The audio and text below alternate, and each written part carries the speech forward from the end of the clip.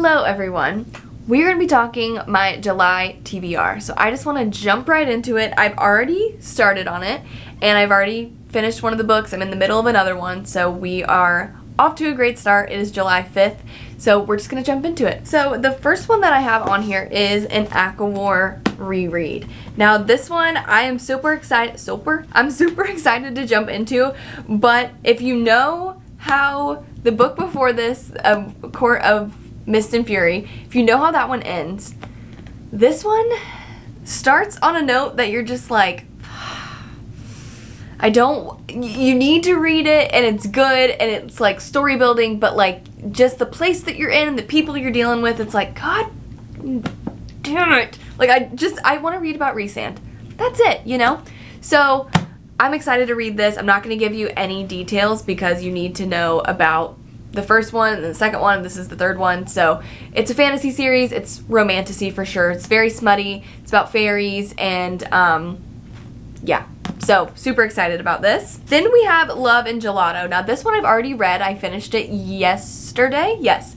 And it was super, super sweet. There are two other books in the series that I want to pick up. They're Love and Luck and Love and Olives. So I'm planning on reading those. This one is about Lena, and she is spending her summer in Italy, in Florence. She's going there because her mom recently passed away, and her mom wants her to spend a summer in Italy because she did that when she was younger. So she goes over there and she makes some friends, and it's just a very, very sweet young adult book.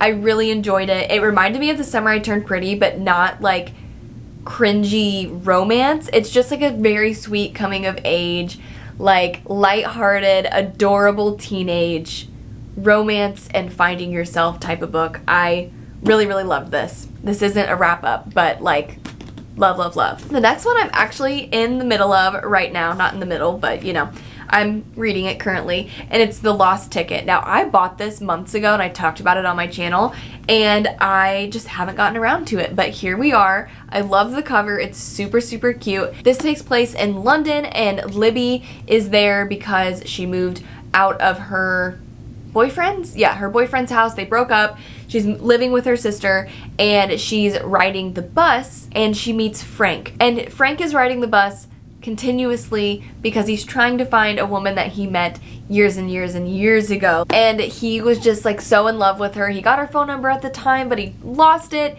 and he's been looking for her ever since, and now Libby is trying to help him find her. So I am clearly not very far in, but so far it is super cute, very fast paced. I feel like this is gonna be one that I finish really quickly, and I can't wait to see how it ends off. All right, the last physical book that I currently have is Kristen Hanna, The Four Winds, and this is an historical fiction and historical fiction book.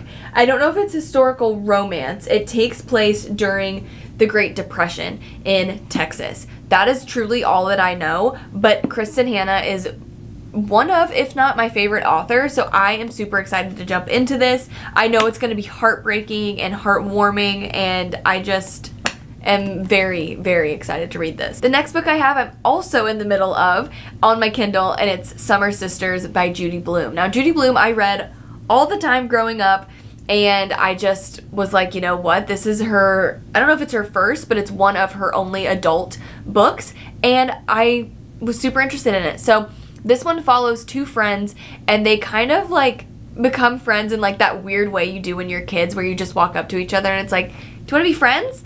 And it's like, yeah, and then you're just like best friends and you go on vacations together and stuff. That's the vibe that I'm getting. I'm pretty sure this one spans a length of time similar to how Firefly Lane by Kristen Hanna does. And so far I'm only in the very beginning, so they're like 12, 13 years old, and I think they might be younger than that. But so far it's really like realistic and very like just funny to read about kids that age, because you're like, oh my god, it's so true. And I'm also someone who gets like super annoyed by kids of that age. I don't know what it is, but like once kids reach like 8 years old, I'm like, you're annoying me, please go away. Which I know is so mean, and obviously like I don't feel that way about all kids, but I'm just more of like a baby toddler person, and yeah. But so far, so good. It's really cute. I think it's going to be very similar to Firefly Lane, and that's like female friendship and that whole thing. So I'm interested to get past the children's part, because like in Firefly Lane, I know I shouldn't be comparing the two, but in that one, the children piece of it is very short. And this one, it feels like it's dragging out a little bit. So we'll see. But I haven't DNF'd it. The next one I want to read is The Butcher and the Blackbird, and this one is actually a serial killer romance. So the two main characters are serial killers, and they somehow come together. I don't know anything other than that, but I've heard really great things about it, and the cover is super cute. So I am very excited to get into this. I've never read a serial killer romance, so interested, but I'm also a very paranoid person, so to be determined. Next, I want to read Love Unwritten by Lauren Asher. Now this one, it's going to be the one I don't get to, I feel like, but it's almost 600 pages, which is nuts for a romance in my opinion. Like a historical romance, I can do 600 pages, a fantasy 100%, but like just a romance, it's a lot. So this one's also a billionaire trope, and a billionaire nanny trope. The nanny catches me. I'm like, okay. The billionaire, you guys know, I just don't love billionaire romances. I don't know what it is, but I just can't connect to it, and I get the ick, and I just don't like it. I'm gonna give it a chance, though. I love how I'm like shit-talking this book that's on my TBR. And I'm gonna continue, because Love Redesigned is the first book in this series. They're interconnected standalone, so you don't, no one has to read in a specific order or any specific book at all. So I did read in DNF Love Redesigned. I just didn't connect. I didn't get very far into it. I was like in the middle of my reading slump and was like jumping around books trying to find something that just grabbed my interest, and that one didn't do it.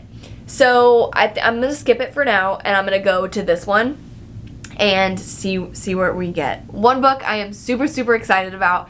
I was at a baseball game last night, and it literally popped up in my Libby that my copy was ready to borrow, is Powerless by Lauren Roberts. This one is so popular. Everyone loves it, and the novella came out over the summer, and then a novella came out earlier this year for this book, and then the second one just came out a couple days ago. So I'm a little behind, but I'm super excited to read this. It is a fantasy book.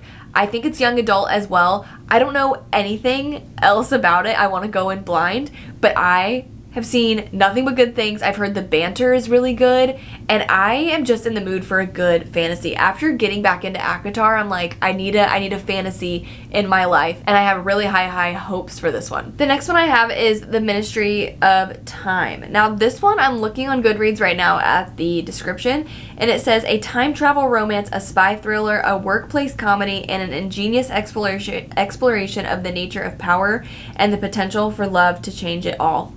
Like, that just sounds amazing. I'm not even going to read anything else in that, but that just like piques my interest immediately. So that is on my list. And then the last one I have is My Year of Rest and Relaxation. Now I'm going to look up the description of this one as well, because I don't completely remember, but I have it borrowed on Libby. Our narrator should be happy, shouldn't she? She's young, thin, pretty, a recent Columbia graduate, works an easy job at a hip art gallery, lives in an apartment on the Upper East Side of Manhattan, paid for, like the rest of her needs, by her inheritance. But there's a dark hole in her heart, and it isn't just the loss of her parents or the way her Wall Street boyfriend treats her. It's her sadomasochistic relationship with her best friend. Okay, and it takes place in the year 2000. I almost said year 3000. So that seems like a very heavy book, but I am interested in it because it reminds me, the description, of Sorrow and Bliss, I think is what it was called, by Meg Mason. I'll pop a picture up here. It was one of my favorite books I've ever read because it just hits the nail on the head when it comes to mental illness. And this one seems like it's going to be very similar, and it just highlights the fact that, like, just because on the outside you have everything you should want, you have the boyfriend, you have the apartment, you have the job, you're pretty, you're thin, you're all these things that society tells you if you have them you should be happy, it doesn't equal that inside. It's just such an important story to tell. So that's everything as far as my July TBR. If I am missing any books that you're like, girl, you need to read those, leave them down below. If there's any that you've read that I have on my list that you're like, don't do it, or if you loved them, let me know. Don't forget to subscribe, give me a thumbs up. All my social media is linked down below, and I will see you guys next time.